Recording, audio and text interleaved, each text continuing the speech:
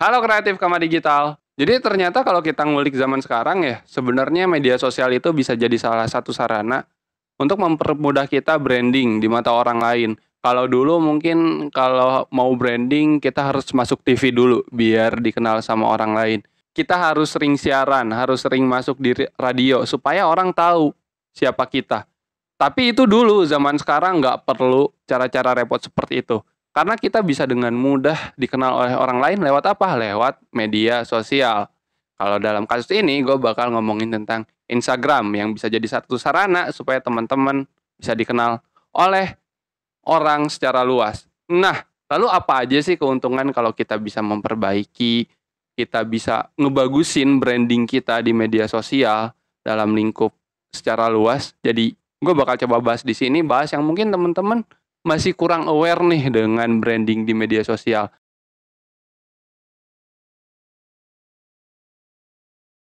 Mempermudah orang lain untuk mengenal siapa diri lo. Oke, Firman, nanti kamu di sini kamu ngurusin bagian spanduk ya. Oh iya. Sama Bapak Ega. ya. Oh ini Pak Ega. Ada nanti yang mau ditandatanganin di sini jadi cerita. Firman. Iya Mas. Loh, Bapak Ega kena Firman. ini baru jadi pegawai kita. Ini penulis yang terkenal Pak di Instagram Pak. Gitu. Iya, baru kerja di sini. Iya Mas. Iya. Jadi apa Mas? Desain grafis. Gini Pak. Oh iya. Nanti ini tanda tangan aja. Nanti Iya. siang saya ambil lagi. Oke, makasih. Iya. Makasih Mas Firman. Iya, mari Pak. Kayaknya di zaman sekarang udah gak heran deh kalau banyak orang mengenal diri lo, apalagi kalau follower lo itu udah menyentuh angka yang ada inisial K-nya, 10K, 20K, 30K, atau bahkan ratusan K, atau bahkan mungkin seperti Cristiano Ronaldo yang sudah puluhan juta pengikutnya di Instagram. Nah, ini bisa jadi sarana branding lo loh. Jadi ketika lo ketemu orang baru, lo gak perlu lagi tuh kayaknya untuk repot-repot ngenalin diri lu sendiri. Lu bisa punya shortcut, yaitu lu keluarin HP lu dan lu kasih aja nickname IG lu atau nickname Facebook atau sebagainya. Dan nanti setelah mereka melihat IG lu, itu mereka akan tahu siapa diri lu atau setidaknya citra yang ingin lu tampilkan di media sosial. Dan itu bakal berguna banget buat lu yang gak terlalu suka basa-basi untuk kenalan, akhirnya langsung to the point gitu. Jadi kalau orang tertarik, dia akan melanjutkan pembicaraan. Kalau tidak, ya sudah, dia sudahi. Semisal kalau memang lu suka naik gunung dan ternyata orang asing yang lu temui dan dia lihat feed Instagram lu, itu langsung connect gitu secara hobi. Oh ternyata Mas Firman suka naik gunung ya, saya juga suka naik gunung loh. Loh kok kamu tahu saya suka naik gunung? Karena saya lihat Mas di feed Instagram Mas Firman sering ngepost terkait naik gunung. Dan akhirnya pembicaraan akan lebih cair, pembicaraan akan lebih terarah, dan siapa tahu menghasilkan suatu kolaborasi, entah itu naik gunung bareng, atau berpetualang bareng, dan at least itu positif. 2. Mempermudah recruiter untuk menerima kamu. Firman, Iya Pak. kalau saya lihat dari media sosial kamu ini, kamu suka nulis yang panjang-panjang gitu ya? Iya Pak, memang saya suka nulis caption khususnya di Instagram. Ya udah kalau gitu kamu saya tempatin di desain grafis aja ya. Soalnya perusahaannya butuh desain grafis. Kamu bisa kan? Bisa Pak. Bisa. Kalau gitu besok langsung masuk ya. Iya Pak, alhamdulillah. Terima kasih Pak. Ya. Sama-sama. Nah, di zaman sekarang, kita mungkin sering ya kalau kita lihat LinkedIn, pastinya melampirkan CV, dan salah satu kriteria yang ada di CV adalah menuliskan alamat atau kontak media sosial kamu. Entah itu Instagram, Twitter, Facebook, ya intinya media sosial kamu. Yang mungkin itu bisa berisi karya-karya kamu dan sebagainya. Nah, hal ini justru akan menjadi nilai plus kalau media sosial kamu itu brandingnya bagus. Akan menjadi nilai tambah juga nih bagi para HR untuk menerima kamu. Karena ya mereka tidak usah terlalu dalam lagi untuk mengenal kamu. Lihat di media sosial, oh ternyata orangnya kayak gini, dan mungkin mereka akan bisa untuk segera menentukan pilihan.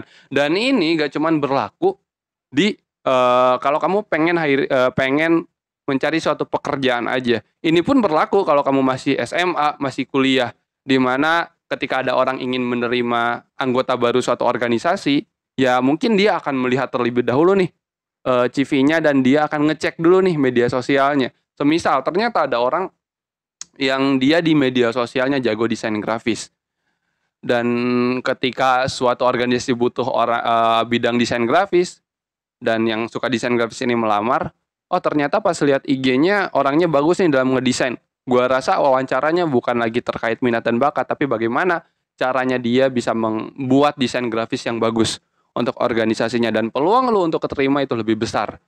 Di masa depan kalau branding kamu bagus, itu bisa menjadi potensi mendapatkan rezeki yang mungkin kita gak tahu ya jalannya dari mana. Halo? Halo, ini Mas Firman ya? Yang penulis itu kan? Oh iya. Oh, kenalin nih. Saya Pak Ojan Iya Pak. dari perusahaan Suka Ngutang. Oh iya Pak. Nah, kebetulan perusahaan saya butuh fotografer nih. Mas Firman bisa kan ya? Tapi kan saya copywriter Pak. Ya, nggak apa-apa. Bisa kan ya?